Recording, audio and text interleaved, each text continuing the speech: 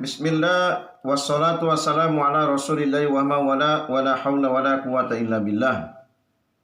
Subhanaka la ilma lana illa ma 'allamtana innaka antal alimul hakim. Rabbi israh li sadri wa yassir li amri wa hlul 'uqdatam min lisani yafqahu qawli. Amma ba'd.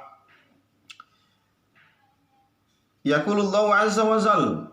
Fa'udzu billahi samil alim minasy syaithanir rajim. Bismillahirrahmanirrahim.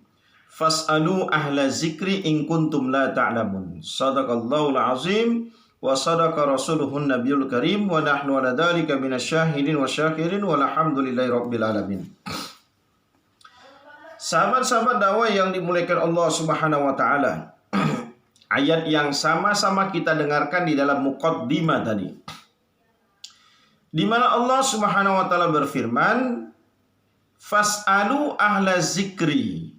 Dan bertanyalah kamu dalam setiap masalah-masalah apapun yang ada dalam kehidupan kita, bertanyalah kamu. Ahla zikri di sini maksudnya adalah para ulama, in kuntum la ta'lamun, dalam masalah yang tidak kamu ketahui sama sekali. Sahabat-sahabat dakwah yang dimuliakan Allah Subhanahu wa taala, kenapa kita harus bertanya kepada para ulama? Karena ulama ini adalah warasatul anbiya, adalah penerus para nabi dan rasul Allah Subhanahu wa taala. Diwariskan apa kepada mereka? Ilmunya, kezuhudannya, kewaroannya, ketakwaannya kepada Allah Subhanahu wa taala, kehati-hatiannya. Diwariskan kepada para ulama. Nabi Muhammad SAW memberikan wasiat kepada kita sebagaimana dijelaskan di dalam hadis. Nabi mengatakan, kun aliman, jadilah kamu sebagai orang alim.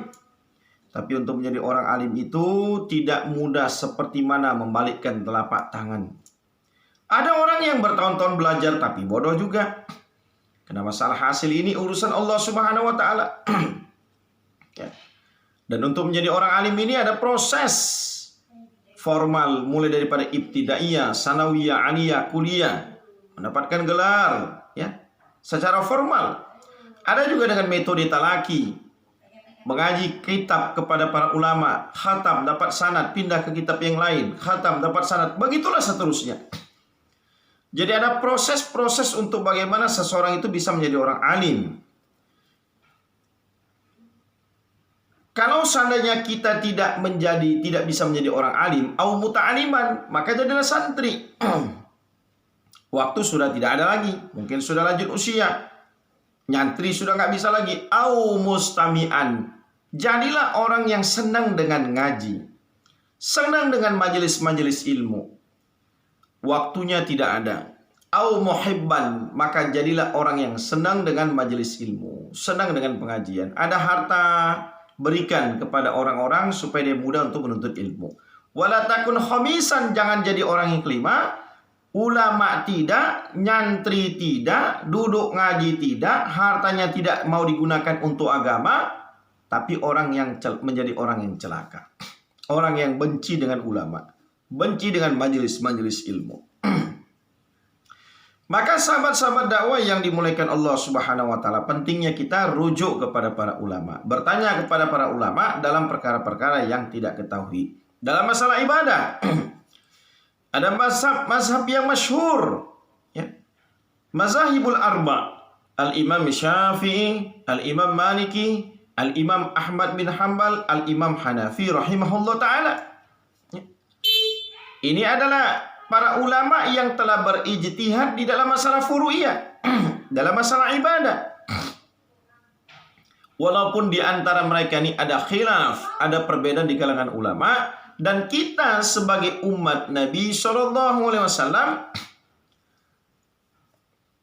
tinggal mengambil saja. Mereka telah memberikan sajian yang begitu praktis kepada kita. Ya. Maka kita tinggal mengambilnya saja, tergantung keyakinan kita. Ya. Sebagaimana Al-Fakir yakin dengan pendapat Imam Asy-Syafi'i rahimahullah ta'ala, tanpa mengecilkan pendapat-pendapat ulama yang lain. Karena di antara mereka ini semua adalah masih di dalam bingkai ahlu sunnah wal jamaah. Maka sahabat-sahabat dakwah ini dimuliakan Allah Subhanahu wa taala. Contoh di dalam masalah perbedaan khilaf di antara mereka adalah dalam masalah qunut subuh. Ada perbedaan pendapat di kalangan mereka. Tetapi intinya kita ini harus memiliki sifat untuk saling menghargai. Saya kasih pemisalan, misalnya di satu masjid ini fahamnya Syafi'i tulen. Ada kunutan subuh contohnya. Maka jangan orang-orang yang memang dia tidak berfahamkan kunut subuh, kemudian dengan PD-nya menjadi imam sholat subuh, dia tidak berkunut, seakan-akan dia memaksakan jemaah untuk bagaimana supaya sama dengan dia punya pemahaman. Maka ini yang tidak dibenarkan, sahabat-sahabat dakwah yang dimuliakan Allah Subhanahu wa taala. Karena dalam mazhab Imam Syafi'i rahimahullah taala, kunut subuh itu hukumnya sunnah. Dan kalau seandainya meninggalkannya sengaja atau tidak sengaja, maka dihukumkan untuk melaksanakan sujud syahwi dengan membaca zikir yang munasabah yang dianjurkan oleh para ulama, beristighfar memohon ampun kepada Allah Subhanahu wa taala. Tapi kalau seandainya dia terlupa dalam melaksanakan qunut subuh, maka dalam sujud syahwinya disunnahkan untuk membaca subhana man la yanamu wa la yashhu. Maha suci Allah yang tidak tidur dan tidak lupa. Sahabat-sahabat dakwah ini dimuliakan Allah Subhanahu wa taala. Maka kita akan menjelaskan hukum daripada kunut subuh ini, kedudukan daripada kunut subuh ini sesuai dengan dalil-dalil yang disampaikan oleh Nabi Muhammad SAW. Kemudian bantahan daripada orang-orang yang menjadi anti kunut subuh.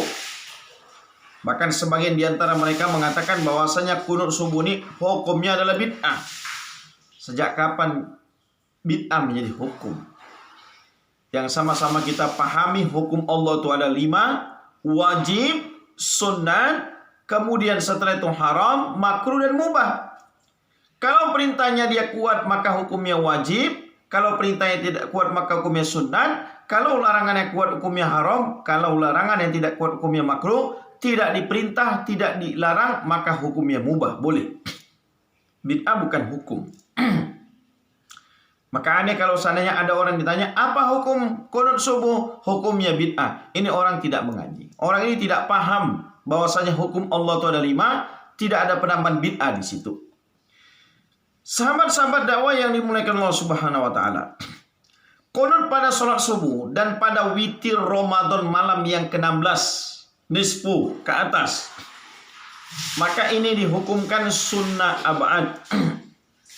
Di mana dianjurkan untuk sujud syahwi baik ditinggalkan secara sengaja ataupun tanpa sengaja. Hanya kalau ditinggalkan dengan lupa, maka zikir munasabahnya sebagaimana yang dijelaskan, yang Al-Fakir jelaskan di awal tadi. Seandainya ia meninggalkan kunut subuh dan sengaja meninggalkan sujud syahwinya, maka sahlah sholatnya. Ini ada orang, kemudian ia sengaja meninggalkan kunut subuhnya dan sengaja juga meninggalkan sujud syahwinya, tidak sujud syahwi, maka sah sholatnya. Karena memang sahabat-sahabat dakwah yang dimuliakan Allah Subhanahu wa taala, hukum kunut subuh itu sunat. Dan hukum sujud syahwi juga sunat, bukan sesuatu yang fardu. Dia bukan menjadi syarat dan rukun dalam sholat. Yang bila mana ditinggalkan, maka batalah sholatnya. Yubtilu sholatuhu. Hukumnya sunat. Kunut hanyalah sunnah dan makruh meninggalkannya dengan sengaja. Sahabat-sahabat dakwah ini dimuliakan Allah Subhanahu wa taala. Kalau begitu, adakah hadis Nabi yang menjelaskan bahwasanya Nabi kunutan ketika sholat subuh? Di dalam kitab fikih sunnah dijelaskan hadis daripada Sayyidina Anas radhiyallahu anhu bahwasanya Rasulullah sallallahu alaihi wasallam bersabda, "Lam yazal yaqnutu fi subhi hatta faraqad dunya." Senantiasa Nabi melakukan kunut pada sholat subuh sampai Nabi Muhammad SAW meninggal dunia. Hadis ini adalah hadis yang diriwayatkan oleh Imam Hakim Dan Imam Hakim menganggap hadis ini adalah hadis yang sahih. Imam Hakim adalah ulama hadis.